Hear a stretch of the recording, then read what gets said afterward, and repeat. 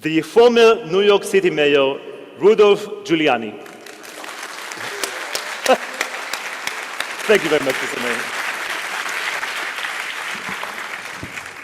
Okay, so I'm here to juggle. Is this, I must be in the wrong room. I was supposed to speak to the General Counsel. This must be Conan the Magician show.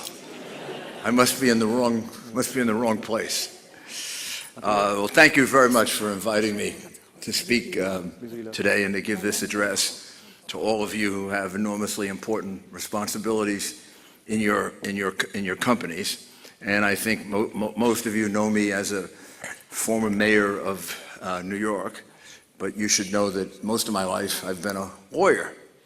That's what I love, that's what I do, that's what I really understand. I just kind of made believe I was mayor. Just did the best I could.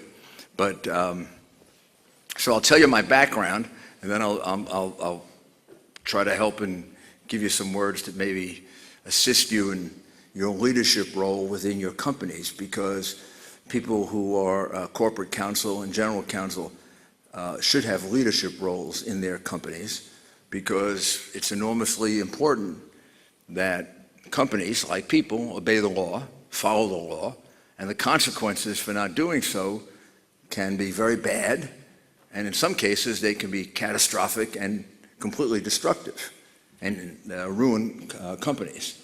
So the role of general counsel and inside counsel is enormously important to the proper functioning of any business organization in a country like Israel, which is a country of law, and a country like the United States, which is a country of law. I began my career as a law clerk to a federal judge for 2 years, which is where I learned more about the law than I did at NYU Law School. The judge that I clerked for taught me how to be a trial lawyer, which is what I really am, a litigator. I then went to the U.S. Attorney's Office for 5 years, and I tried about 70 or 80 cases and argued 30 appeals. Left there, became the Chief of Staff to the Deputy Attorney General of the United States in the Ford administration. Then I spent 4 years in private practice at a law firm in New York called Patterson, Belknap, Webb & Tyler, where I represented AT&T, Dow Jones, numerous other companies in both civil cases, antitrust cases, and libel cases. Did a lot of those trials, and some white-collar criminal cases against my former office, the U.S. Attorney's Office. In 1981, Ronald Reagan made me the third-ranking official in the Justice Department. I was his Associate Attorney General. I had the privilege of working for President Reagan for 8 years, 3 years as Associate Attorney General, and the remainder of the time as the U.S. Attorney in the Southern District of New York, where I put a lot of mafia people in jail. When I used to do that, nobody invited me to speak, so I'm a little safer now. White-collar criminals, corrupt politicians, all kinds of cases. Those cases made me famous. It made me famous enough to run for mayor, and I ran for mayor, lost the first time, went back to private law practice, where I continued to litigate for AT&T, mostly, but other cases too. And then I ran a second time for mayor and I won. And then I ran a third time for mayor and won by a landslide. And then I returned to private life, where I started a security firm, and then starting in 2004, returned to the practice of law.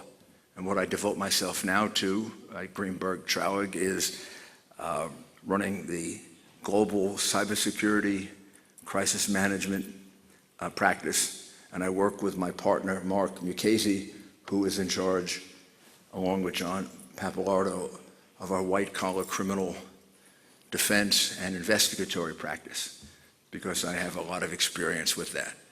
So I just want you to know that I'm a lawyer, not a politician. Politician was a sort of a straying from the right course, I guess. But in fact, as a mayor of New York, I actually was a lawyer, which used to drive my corporation counsel crazy. It'd be like, is this working? It would be like like if your CEO was a lawyer, I second-guessed all my lawyers and told them what to do. So I drove them. Can you hear me all when I talk this? Good, okay, because I like standing here better. Those things get me nervous. I'm going to tell you why. It was one of my first cases. I was a new assistant U.S. attorney, and I was given a case to try, and the case was a stabbing, and it happened on the high seas, in the ocean, on a ship. One sailor, civilian vessel, one sailor on the ship knifed another one, so it was tried in federal court. And I was given the case because there were 4 witnesses and a confession, and my boss gave it to me as a young lawyer who had only tried 1 case up to this point, and he said, I'm giving you this because nobody can lose this case, not even an idiot. So I was extremely nervous, and I memorized everything, and I wrote everything out, wrote out every question, every answer.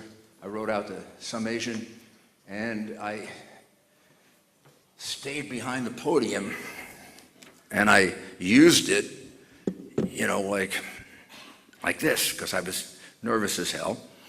And I got to the point where I gave my summation after the case was over, and I just read it.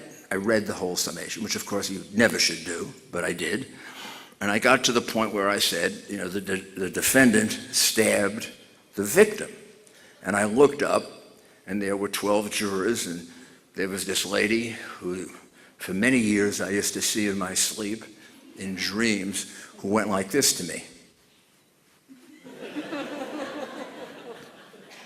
So I was completely destroyed. Went back to my summation. I rushed to the end. At the very end of a summation given by the government, you asked the jury to convict, and I asked the jury, you know, to convict him of assault with intent to commit murder. I looked up one more time. I got another no. I sat down in my seat. The judge charged the jury. Jury went out, and within a half hour, the jury announced they had a verdict. So I turned to the more senior assistant U.S. attorney who was helping me with this case, and I said to him, what does it mean if the jury comes back quickly? Is that good for the government or bad? And he looked at me and he said, usually it's good for the government, but in your case. And I'm thinking, maybe I chose the wrong profession.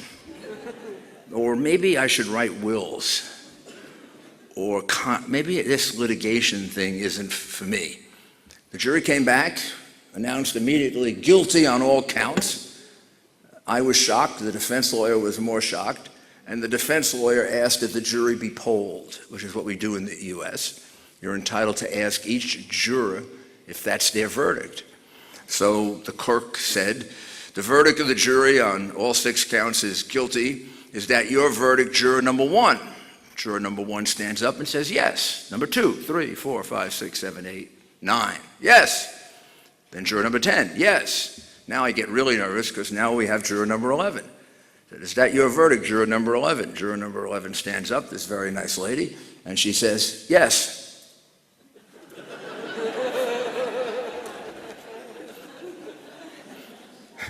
From that time on, I stay away from these darn things. Talk over here, because I don't want everybody shaking their heads, and I get too nervous in front of those things. So I began by saying that you're leaders, and you really have to think of yourself that way and assert yourself that way, because It's so important that, particularly in the age in which we live, that companies comply with the law. In the United States, we're living during a time of increased regulations and increased numbers of laws against businesses. It's actually mind-boggling in some cases that they can actually comply with the law because there are so many. One of the things that we do in our practice, and by we I mean Mark and I, is we will go into companies and do a diagnosis of whether you're complying with the law, and then write out a whole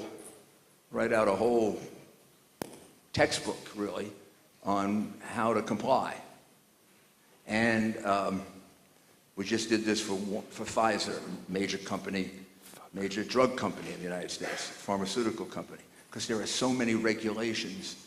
And in the United States, a lot of criminal liability is now imputed to the head of the company. It's very different than when I was an assistant U.S. attorney back in the 1980s.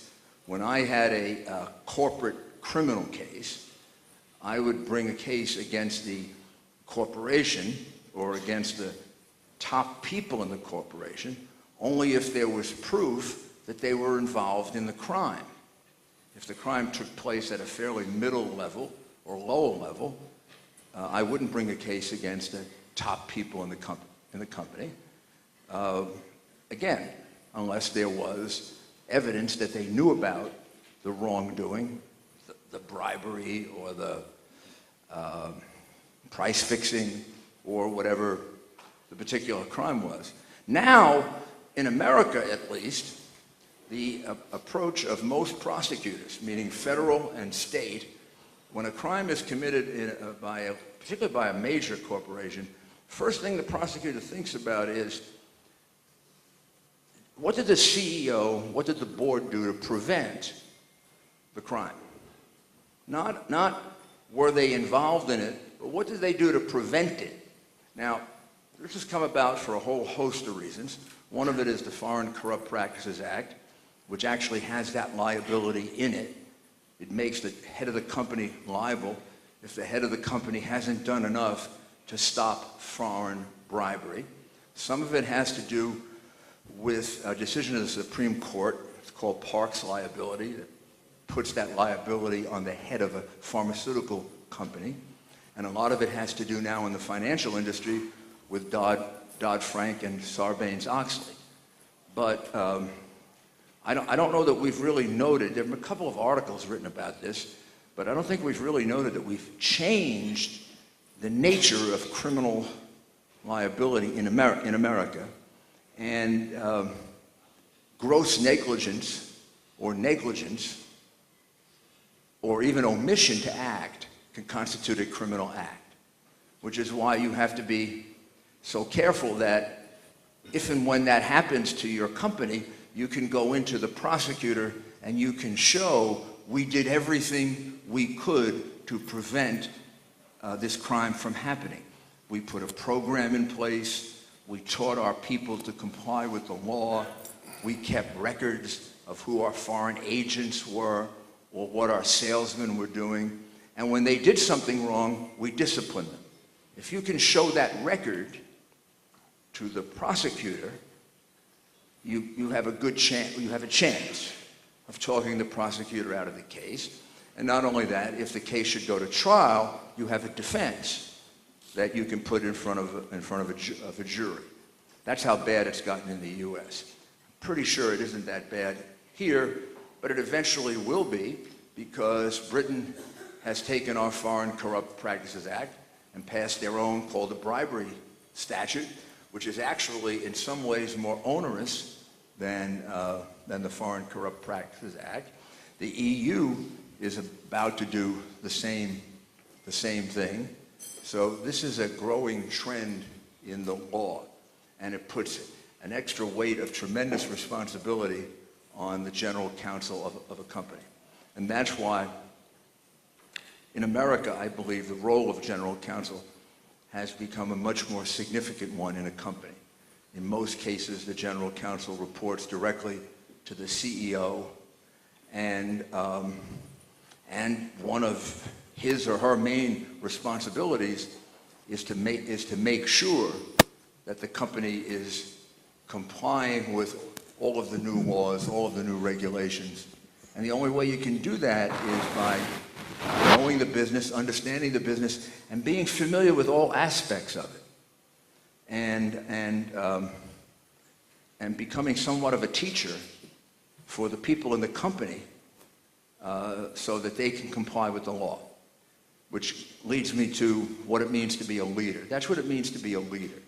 I define a leader as a person who has a vision and who can impart that vision to other people.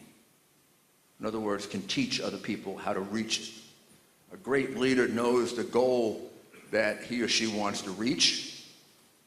That's the visionary part. If that's all you can do, then you're a philosopher. But if you can do the second one, you're a leader, which is not only to envision the goal you want to get to, but to get people to follow you to that goal, which means teaching them how to get there. When I was mayor of New York, we had a tremendous amount of crime. We were the leading city for crime in the United States. One year we had 2,200 murders, another year 2,300 murders. We were on the front cover of Time magazine about a year before I won being mayor as the rotting of the Big Apple. There's a big front cover of Time magazine when people actually bought magazines. And it was about how New York City was deteriorating because of the crime, the homelessness, the deterioration of our infrastructure. And it came to the conclusion that New York City once was a great city, but its time had passed. And then it also made a lot of references to our enormous number of crimes. We were averaging 6 and 7 murders a day. We had 1 year in which we had more murders in 1 year than all of the troops that we lost in Afghanistan in 10 years. So that'll give you an idea of what it was like. We had a tremendous budget deficit, and we had 10.5% unemployment, and we had 1.1 million people on welfare.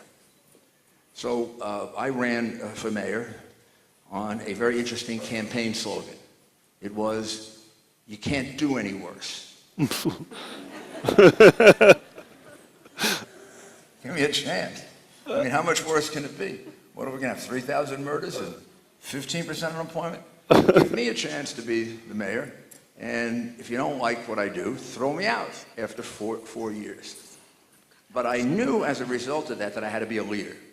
I had to set a goal. I had to have plans. I had to examine the entire city and make sure that I knew where I was taking it. And I had to be able to articulate to the people who were going to carry it out that I'm taking it there, because people can't guess. People can't guess what you want. You have to tell them what you want. You know, if you want the emphasis to be on crime reduction, you got to tell people that. Then you have to help teach your police how to do it better. So we invented a ComStat system using computers to measure crime and to figure out where it was taking place and in what part of the city. We would have a meeting every Thursday to measure our performance and move our police around.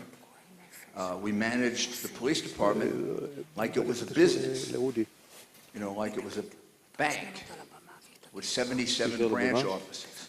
We had 77 precincts. And every week we would look whether we were making a profit in that precinct or not. What did that mean? Was crime going up or down? Because our measure of success was crime reduction, crime prevention. A business's measure of success is profit or loss. And we kept teaching it to the police, and it took 2 or 3 years, but they finally got it, which is why whatever it is you want to achieve within your company, you got to think it out, and you got to figure out your plan. What is it? What's the plan that you have? What do you want to do? What do you think your role should be? And once you figure that out, then you can make it clear to the people around you what you think your proper role is in the company, in making sure that it complies with the law, in making sure that the cases are handled by the right lawyers, in making sure whether the cases are handled internally, because you might save money internally, or they're handled externally because the case is beyond the expertise of the lawyers that you have within, or maybe the case is so important it has to be handled by really exceptionally talented lawyers in a particular field. Those are all things that you have to have in front of you as an understanding of what your role is as general counsel. And it's important that you have that understanding because that needs to be conveyed upward and downward. That should be conveyed to the management of the company. In fact, that's the reason they should have you in the first place. But secondly, to the extent that you have lawyers working for you, if you want them to help you, you've got to tell them what you want from them. This is our mission. It's our mission to accomplish compliance, if that's the case. It's our mission to have a plan for compliance so that we can teach that to the people in the company so that they understand what the law is. Ordinary people who aren't lawyers aren't going to know what it is. It's our mission to make the right choices about who the lawyers are who handle the case. Should it be done internally or externally? If the people working for you don't know that's how you define your role, and that's your goal, they don't know how to help you get there. They can't guess at it. It's like a captain of a ship. If the captain of a ship can't figure out the destination of the ship, none of the people on the ship can help the captain get there because they don't know where he's going. Well, the same thing is true in any leadership role. If the people working for you don't know what you want, where you're going, what your role is, they can't help you carry out that role.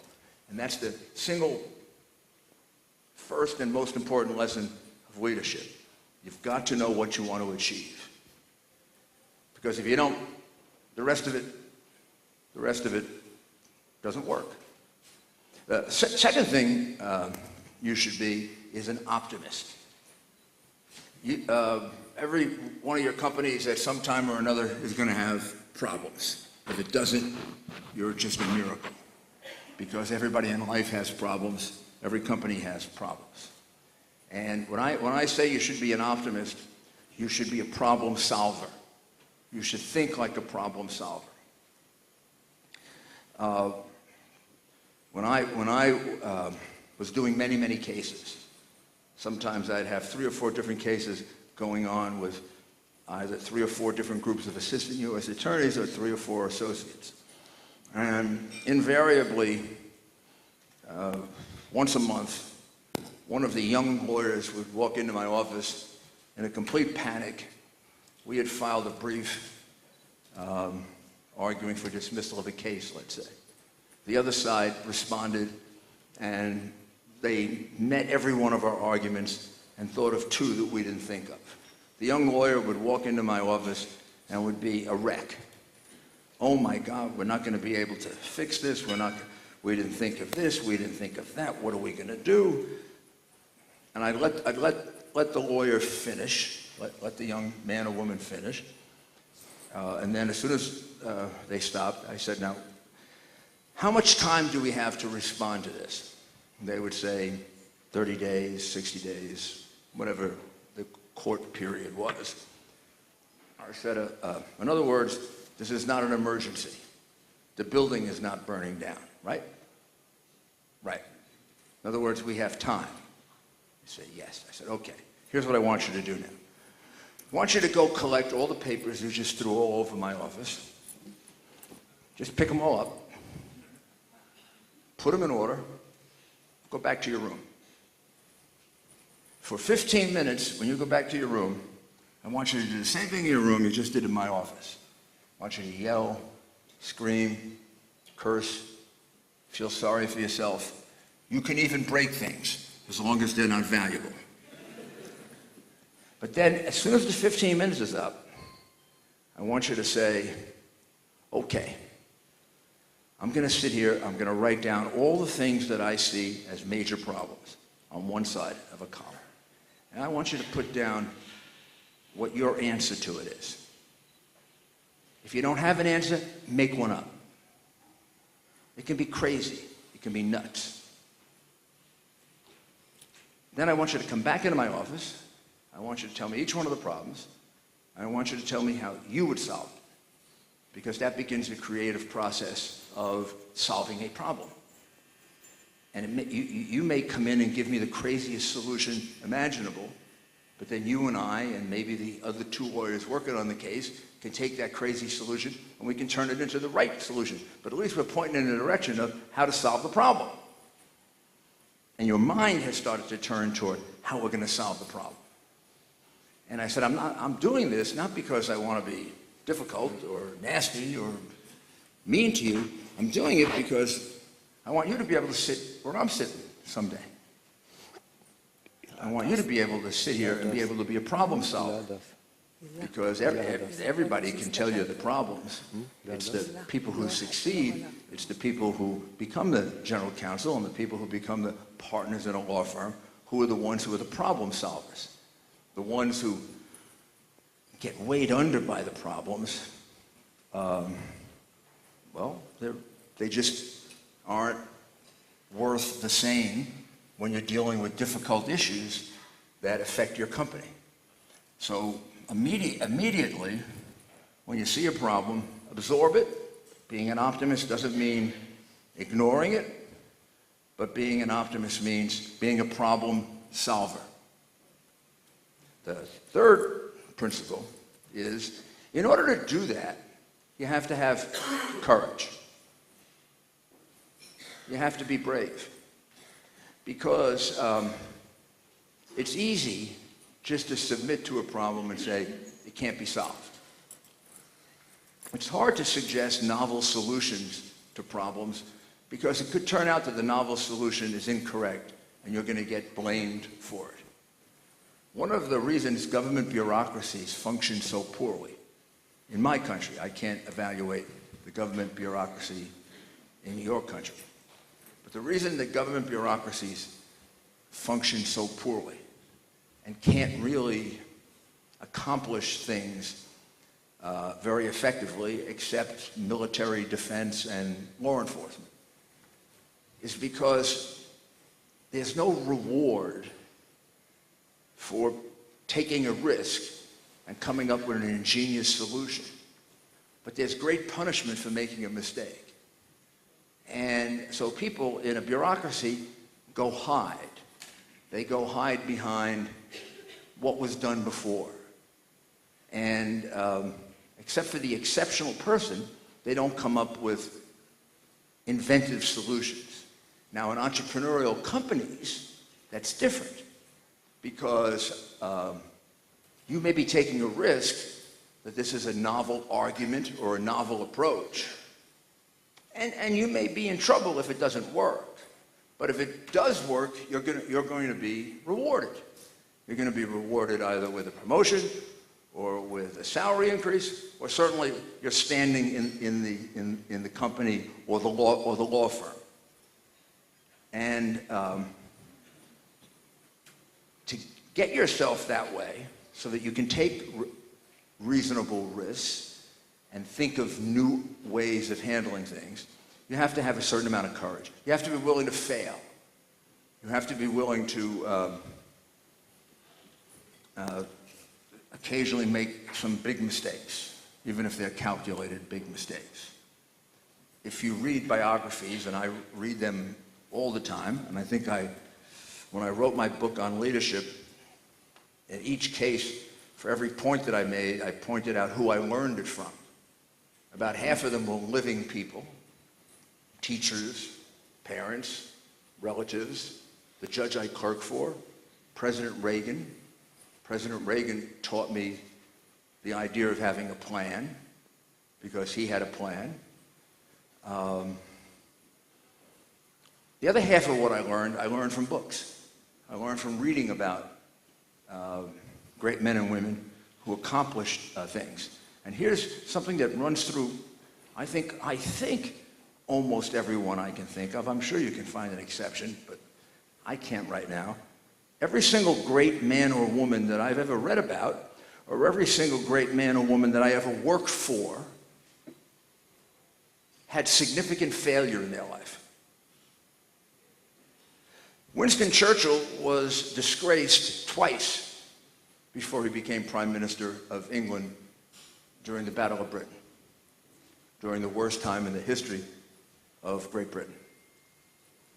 Ronald Reagan was a failed actor who had to go on television to make a living, the GE Theater.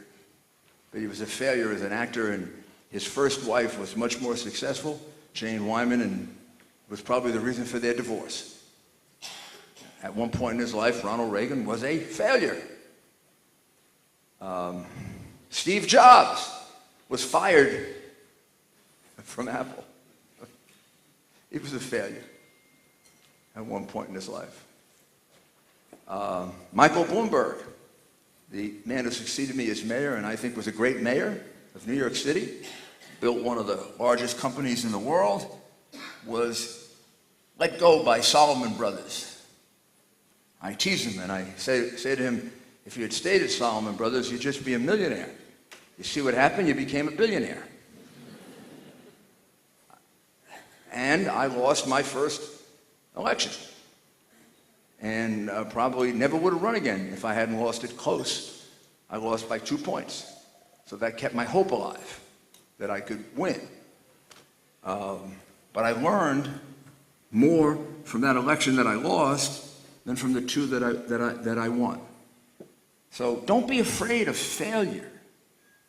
Failure is the path to greatness, because it requires you to really look into yourself and figure out what do I need to do to fix that. When you succeed, like it's particularly true with trial lawyers, when you win a case, you have a feeling you did everything right. You probably didn't. Maybe you had all the facts on your side, and a trained monkey could have won the case, like my case with the semen. And when you lose a case, you think you did everything wrong. But maybe you didn't do anything wrong. It just happened to be that the facts were against you. And Clarence Darrow and the greatest lawyers, and Abraham Lincoln and the greatest lawyers in the world wouldn't have won this case. But when you lose, you do go back and you examine it more and you try to figure out what could I have done differently. So don't be afraid of failure. It's the thing that holds people back the most. Fourth, I'm going to teach you a lesson that I was taught by Judge McMahon. It's called relentless preparation. Judge McMahon wanted all of his law clerks to be litigators. Before he was a lawyer, he was a partner at Donovan Leisure. He was a U.S. attorney. He had tried many famous cases, and he argued the Rosenberg case in New York in the Court of Appeals for the Second Circuit. So he was a very skilled and very, very accomplished trial lawyer and litigator. So he wanted all of his law clerks to follow in his footsteps. Now, I was probably the one who had the most enthusiasm for doing it. And so he would teach me how to cross-examine. He would teach me how to prepare summations, how to prepare opening statements, how to do direct examination. And one day he said to me, here's the best rule that I always want you to remember, because you're going to forget a lot of this stuff. I actually didn't forget a lot of it. I remembered most of it. He said, for every 1 hour in court, 4 hours of preparation. You don't win a case in the courtroom. You win a case in your office by planning. And you go over the case, you practice everything.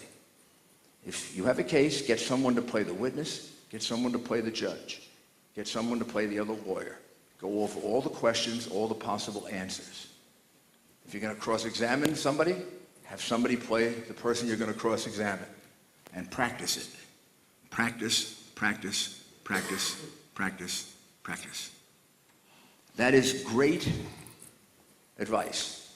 Not just for a trial lawyer, that's great advice for any lawyer in a deal or in a negotiation.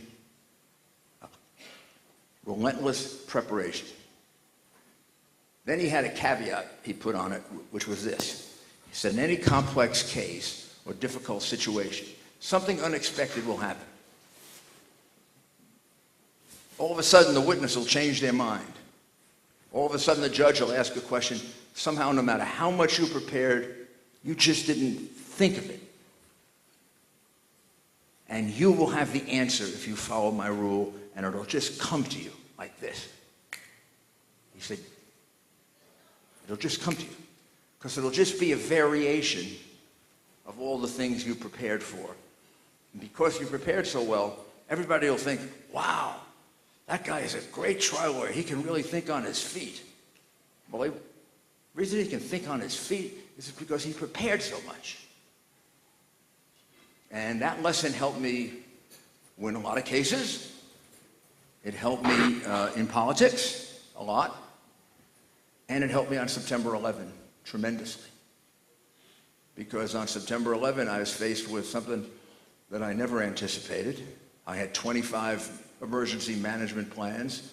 I knew my city was going to be attacked by Islamic extremist terrorists. Yes, I used that word. I knew my city was going to be attacked by Islamic extremist terrorists because it had been attacked by Islamic extremist terrorists in 1993. People seem to think that the first attack was September 11, 2001. It wasn't. We were attacked in 1993, the year that I ran for office, the year that I said you can't do any worse. That year also included a terrorist attack. So I set up the first Office of Emergency Management so that we could prepare for all manner of terrorist attacks: anthrax, smallpox, sarin gas, dirty bombs, small nuclear weapons.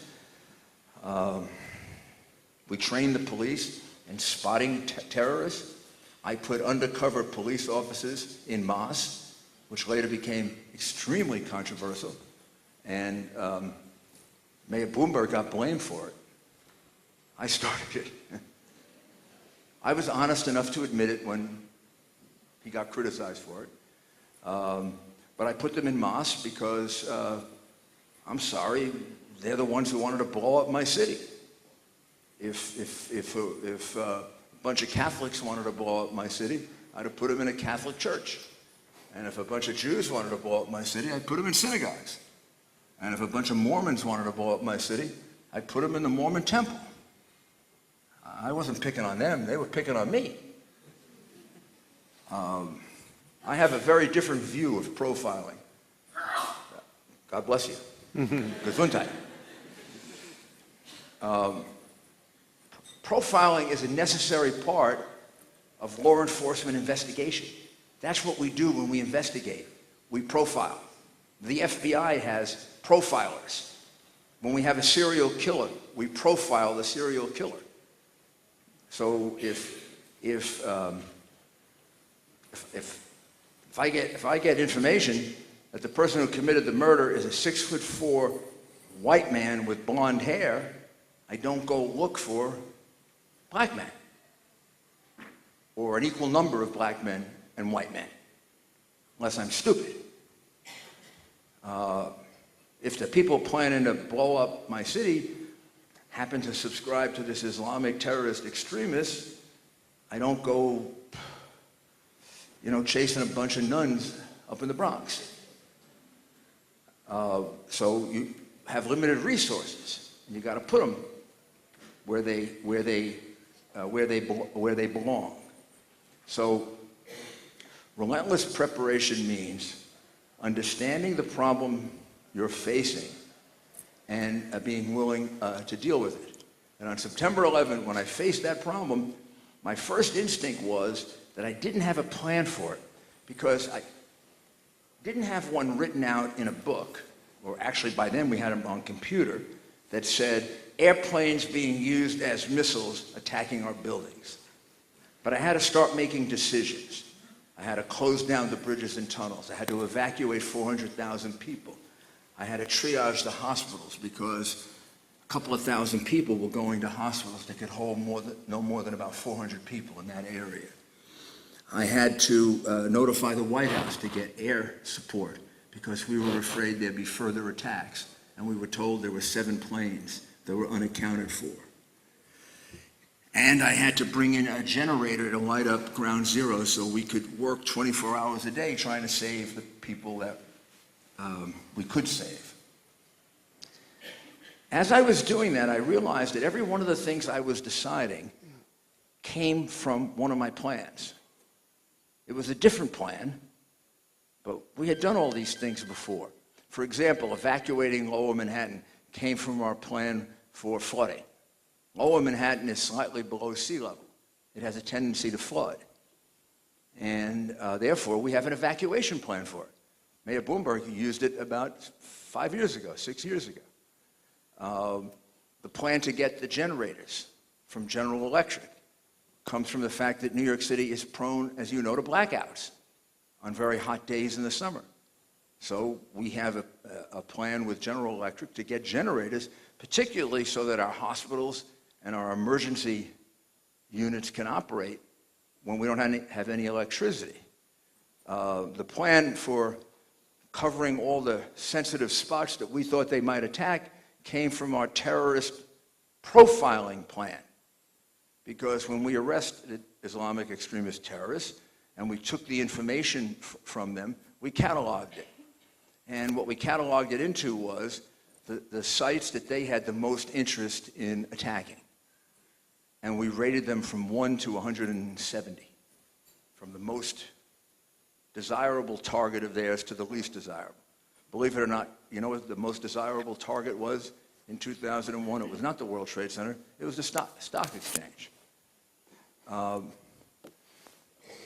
When I realized that, I all of a sudden felt a lot better.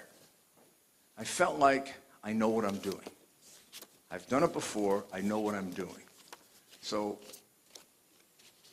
one of the things I would suggest is kind of think of what's the worst thing that can happen to your company and have a plan to deal with it. Because if you have a plan to deal with what's the worst thing that can happen, you can deal with almost everything else. A crisis management plan is a really enormously valuable thing to have. I've done crisis management plans for companies, and even if they don't have a crisis, you know what it does? It makes them into a better business. It reveals a lot of inefficiencies.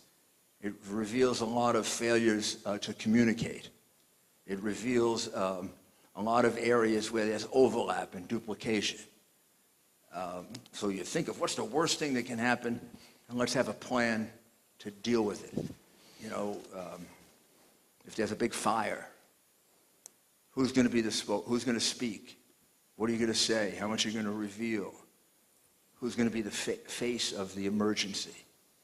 I called the mayor of Orlando last week, Mayor Dyer, and also Governor Scott, and congratulated them on how well they handled the attack in Orlando, largely because they were there immediately, they were right on the scene, and they took responsibility for directing it. Very different than what happened when we had the Hurricane Katrina, in which everybody was hiding. Makes a big difference for the political leader to stand up there and explain what happened, no matter how terrible it is. It gives people confidence that it's under control. And the final two thoughts about leadership are pretty easy. One is teamwork. You have to have good people around you. You got to pick good people. And try to pick people that balance you. You know, everybody's good at some things and not good at others. Some people are great speakers and not great writers. Some people are very engaging and terrific. at selling an idea, and some people are great at developing an idea. So if you're a person that's great at selling an idea but not great at developing an idea, go get a number 2 person that's great at the opposite. See, when I became mayor, I really knew how to reduce crime, and I really didn't know much about the economy, and I had to fix both. So I went and got good people to help me with policing, and I got really, really good people to help me with the economy, but I had to rely more on the people who understood the economy because I didn't understand it. I understood policing. I knew as much about it as they did, but I didn't know anywhere near as much about the economy, and I needed to subjugate my ego and say, gee, I may be the mayor, but they really understand this better. I'll give you another example. I make decisions very quickly. That's good in an emergency. That isn't so good when you don't have an emergency. You make a lot of mistakes when you make decisions too quickly. You can call that being impetuous, right? So I have a partner for, God, he's been my partner longer than I've been married. I don't know, 35 years. He was my chief assistant U.S. attorney. He was my counsel when I was the mayor. He's my partner now. And you know what he's good at? Delaying things. We've been out of the mayor's office now for I don't know how many years, 13 years, 15 years, something like that. And he's been buying a house. He can't make a decision yet on what house. He's still working on it. I would have bought the wrong house already. So he slows me down.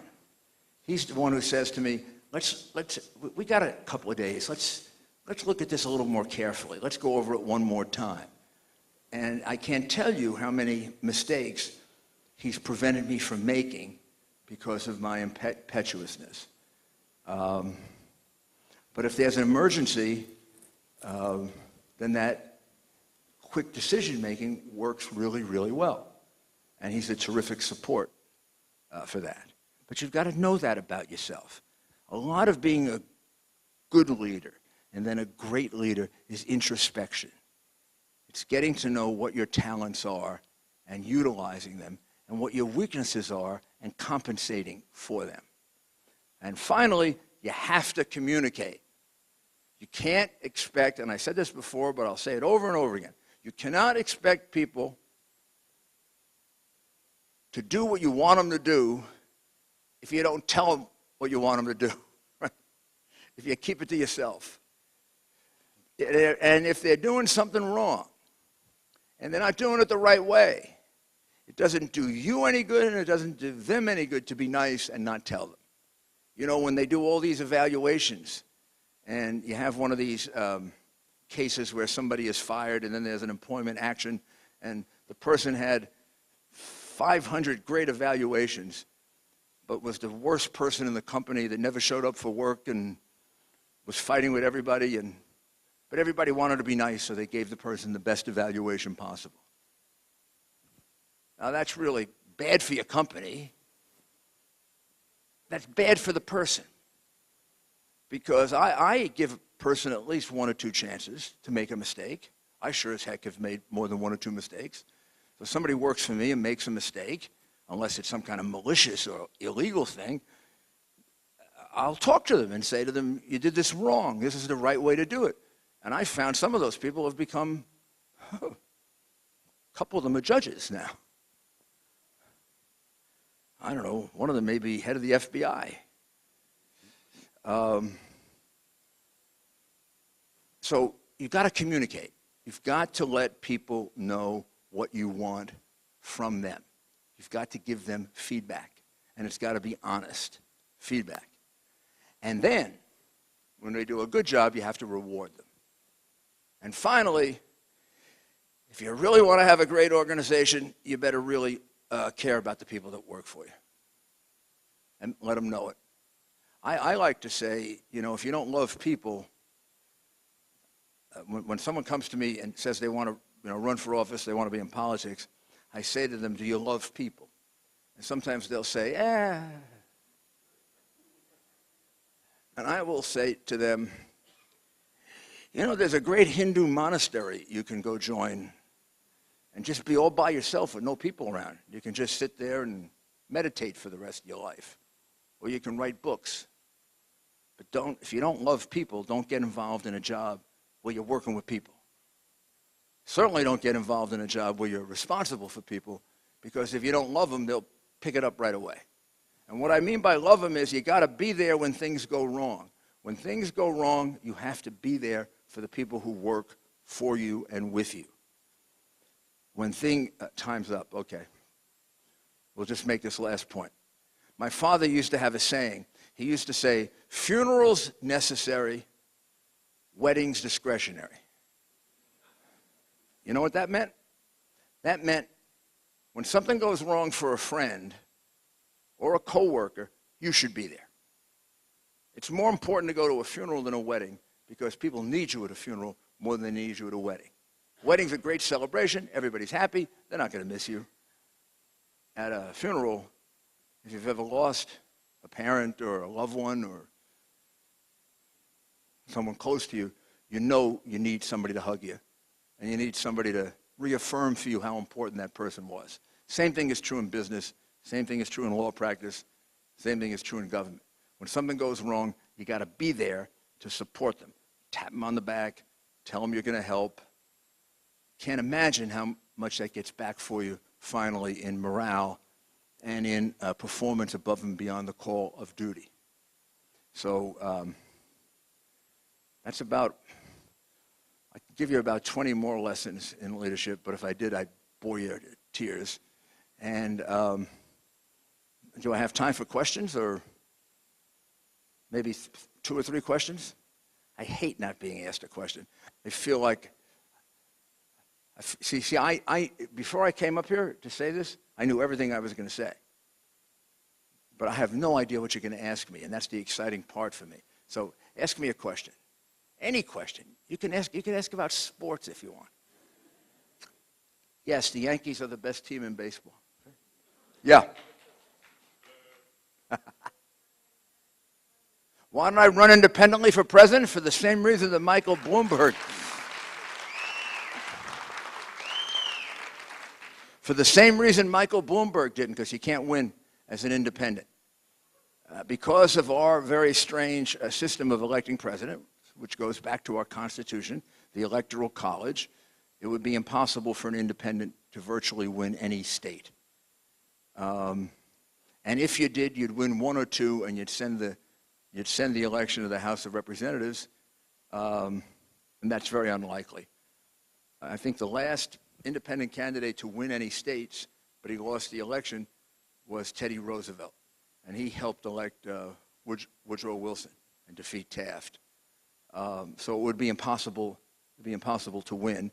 And I tried to become president in 2008, and I lost in the primaries to John McCain, largely because I'm sort of a dying breed, I think. I'm a moderate Republican. What does that mean? That means I am very, very conservative on fiscal policy.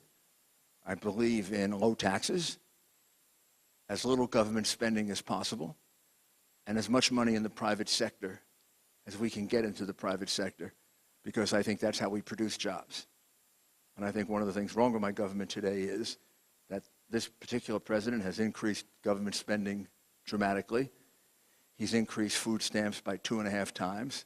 He's created a much bigger dependent population than we had before he came into office.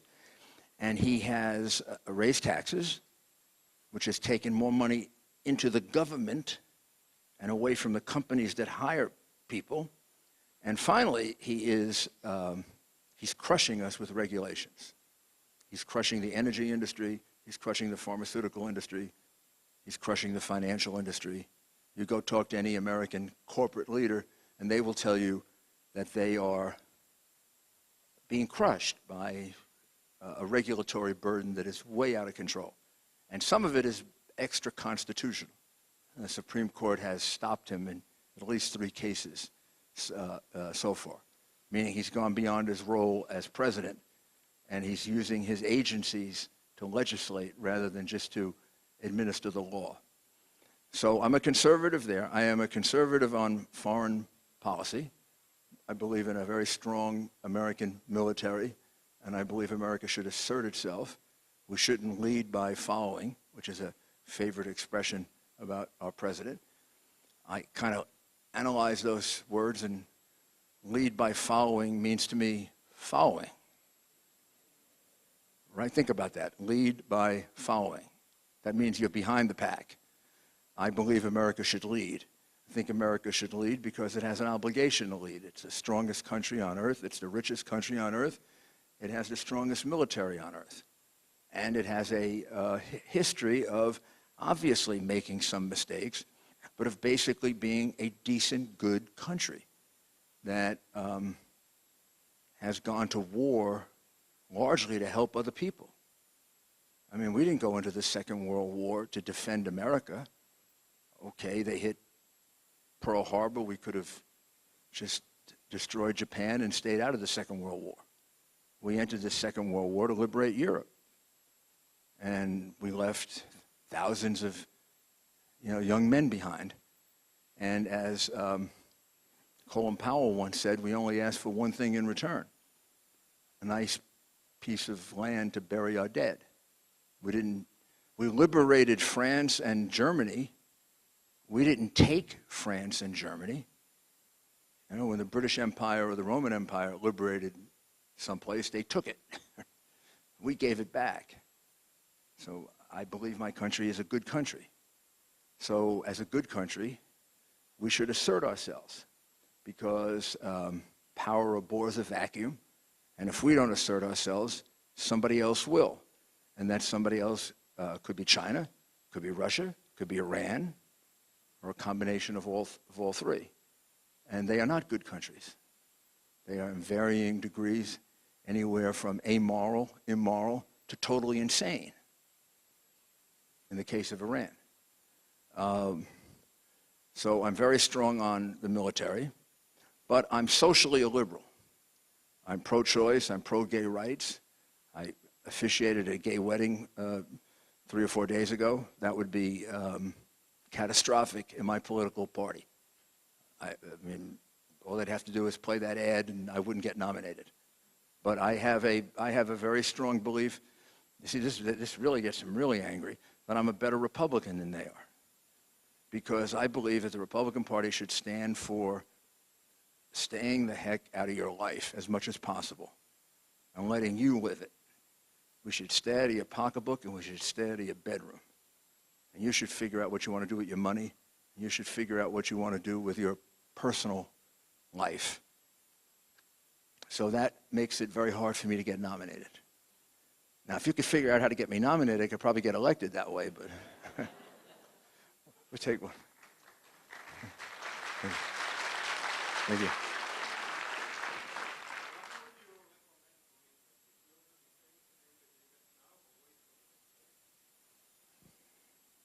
You mean make an agreement with the Palestinian Authority? Pardon me?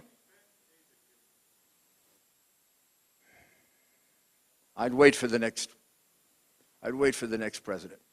The next president is going to be better for Israel than this president, whether it's Trump or Hillary. And I am certainly no Hillary fan.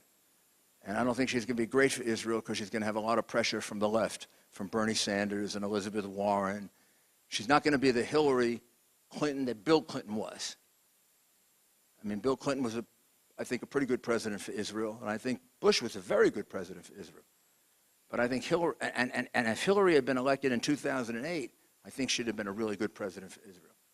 But Hillary is being pushed way far to the left by Bernie Sanders, by Elizabeth Warren, by what are called the progressive wing of the Democratic Party. They don't like to be called liberals. They're not progressive because all their policies are 150 years old and go back to Karl Marx. So I don't know what's progressive about that. I mean, income redistribution is 150 years old. It wasn't invented by Elizabeth Warren. But she's being pulled very far to the left. So and the minute she gets elected, the horrible thing that happens is she's going to start thinking about being reelected, and she's going to start worrying about a primary from a left-wing candidate against her. But still, she'll be better than Obama. She has a basic understanding that's common to the Republican and Democratic presidents of the last 50 years about the importance of Israel in the Middle East. I mean, she, in her heart of hearts, understands that and believes that. So she may not be as good as she could have been, but she'll be a lot better than Obama. And you'll get a better deal from her. Palestinian Authority, I look on very differently than everybody else. I look on it I try to look on it independently as an American. What good does it do my country to create another terrorist state? For the life of me, I can't figure out why we want a two-state solution if one of those states is going to be a haven for terrorists. We have enough haven for terrorists. Until the Palestinian Authority proves that it's not going to be a haven for terrorists, and it's going to be a decent country, we should not be in favor of a two-state solution.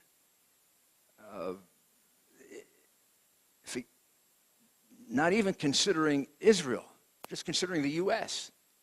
So now we have another group of terrorists that are planning to bomb us, kill us. We've got enough of those. I mean, we're going to go create another one? From the very beginning, I opposed that. That change in policy started subtly under Bush 1. It came to full fruition under Clinton. And one of the things I blame him for. I investigated Arafat for the murder of Leon Klinghoffer and believe that if they had let me do it, I could have convicted him, except he never came to New York when I was U.S. attorney because I had a warrant for his arrest. And I believe I could have convicted him of it, and 26 other Americans that he killed along the way. I think I could also have proven that he stole about $1.5 billion and gave it to his wife. That went from Clinton to him when they were trying to buy peace from him. So I have been a contrarian on Middle East policy since at least the late 1980s. I saw no gain for the United States. It seemed to me an American president would have helped America, Israel, and the world if it had laid down conditions, much like the EU does, to allow you to enter the EU. You know, enter the EU, you have to have a democratic system. You have to remove the corruption. You have to meet a certain group of standards that Poland had to do, and the former Soviet countries had to do. And it really improved them. You go look at Poland today and the Czech Republic, and look, they're not perfect countries, but they're pretty well functioning countries. And that's one of the things the EU accomplished. We should have tried to accomplish that with the PA. We should have said, you want to be a state? Fine. Get rid of the terrorists, set up a rule of law. Let's see if you can have courts and police and set up a decent government. Respect the rights of your neighbors, which include the state of Israel, and then we'll recognize you. But we went in a different direction, which I think has altered the course of history in a bad way. Time out, I got to go? Okay. Joey says time to go, that means I have to go. First of all, good luck in all of the things you should do. You have a very important role, and I was very, very honored to have the opportunity to talk to all of you, and I should tell you that you're my second favorite country. Thank you.